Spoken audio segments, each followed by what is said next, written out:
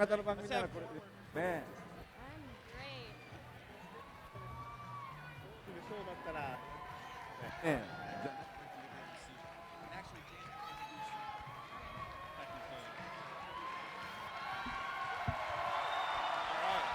All right. Our very last candidate, polling very high with the young voters in the state. To introduce the speaker, welcome Maddie Baker to the stage. Hello, everyone. How's it going? So, wow, thank you so much to all of the news media that came today. This is crazy, and thank you for the candidates for coming today. This is so cool. And Rock the Vote, this is such a great event. They're bringing it to Valley. So I'll start by introducing myself. My name is Maddie Baker, and I'm a senior. And I'm here to talk to you guys about what I think should be changed at Valley. So first off, I want to address physical education classes. I think that students who are in sports shouldn't have to take PE because chances are they're exercise in their sport. Yeah, it's not working. Okay, sorry about that. Chances are students who are athletes are probably getting more exercise in their sport than in PE class. And this way, the classes would be a lot smaller because they're huge right now. And it would encourage students who normally stand around and let the athletic kids do all the work to participate more. Next, despite recent changes, I think the school lunch food is still unhealthy. We can improve this by having more locally grown produce that's fresher, and also by having healthier options for entrees like soups, salads, stir fries, etc. And also by changing the white bread, pasta, and pizza dough into wheat. Finally, show of hands, how many of you studied over break or did some sort of homework or wrote a paper? Show of hands, don't lie. Okay, well, I know I did, and it was not fun. So like Ben said previously, Valley needs to change the curriculum so that first semester gets done before break and we're done with our finals, we can enjoy ourselves. Hello? Okay. Not have to worry about anything and just come back from break and start fresh. So these are just a few problems that I saw affecting students the most, and I think these changes would be reasonable, and I hope you think so too. So thank you for your time. And now I would like to introduce Congressman Ron Paul.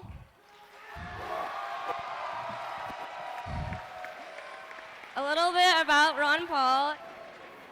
Paul is a libertarian, and rumor has it, if he wins the Iowa caucuses, it's because of the young vote. So I'll hand the microphone over to Ron Paul. Thank you. Thank you very much. It's great to be here. I'm wondering, does anybody here know the name Kelly Clarkson? Because recently she endorsed me a couple weeks ago, and something happened because I have to admit I didn't know a whole lot about her. But I do know that our supporters were so enthusiastic about it, they went up and bumped up her sales of her records by 600%. So it is a great pleasure to be here to talk to young people because our campaign has been known to being a great appeal to the young people. And a lot of times people ask me that. I don't know the exact reason for it. But for one thing, I do talk to a lot of young people. I ask them, why are you enthusiastic about the campaign? One of the most common answers that I get is that I endorse the Constitution and defend the Constitution constantly in Washington, and that's very appealing to young people.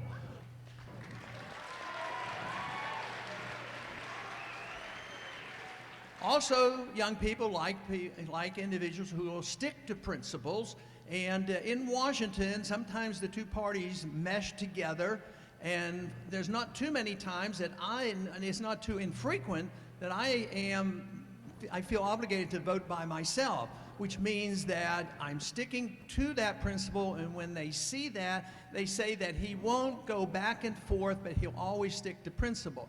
But there are some other issues that are very important to young people that I find they recite to me when I talk to them. One thing is it seems like it's inherent in young people that we have a government and we have a president that is very cautious about going to war.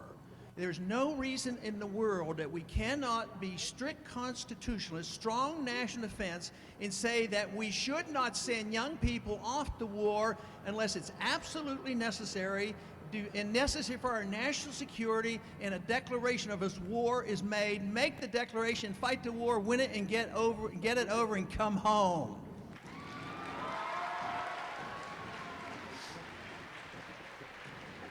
In the last 10 years, we have been fighting endless wars in the Middle East. We're in 135 countries. We have 900 bases around the world, and we're flat out broke. And the country knows it, the world knows it, that we're in a financial crisis, and that's what you're inheriting. But just in the last 10 years, yours and my national debt has gone up $4 trillion because of those expenditures. Now, if we thought it was necessary to fight these wars for our national defense, that would be worth considering. But it really isn't. Some of these wars are fought for who knows what reasons. We go in. Sometimes we don't even go in with permission of the Congress. This president currently has gone into countries by getting permission from the United Nations and NATO. He should only get permission from the American people through a vote of the Congress.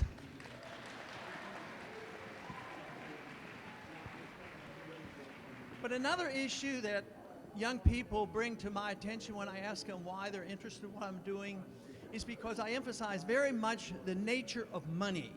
Money is a very important issue because if you can destroy the money, you can destroy the economy, and that's what we have been doing. The founders knew something about that, and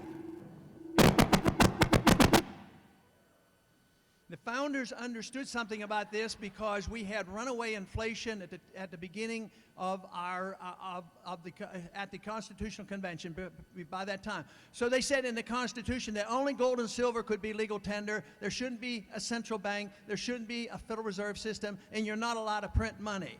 But for over 100 years, we have rejected that notion. We print the money.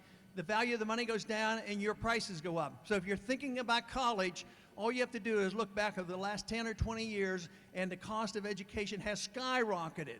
That isn't because education cost goes up. That's because of the value of the money that goes down. And young people know this. They're studying. They're looking at Austrian economics, and they're looking at the Federal Reserve System because it is the business cycle that can be explained by understanding monetary policy and the Federal Reserve. Economic liberty is very important, and you come to the conclusion that economic liberty is important because individual liberty is important. In our founding, Jefferson stated very clearly that our lives and our lives are gifts from our God, and therefore your income, the fruits of your labor, should be yours and not the government's to spend.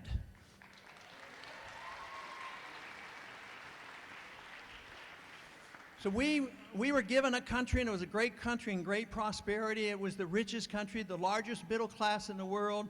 But today, we have drifted from that because we're living off debt, we do too much overseas, and we run a welfare state here at home.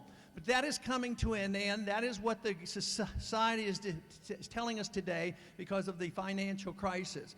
But if you understand one issue, you can understand foreign policy, you can understand economic policy if you understand the principle of individual liberty. The purpose of the Constitution is to restrain the federal government, not to restrain you as an individual.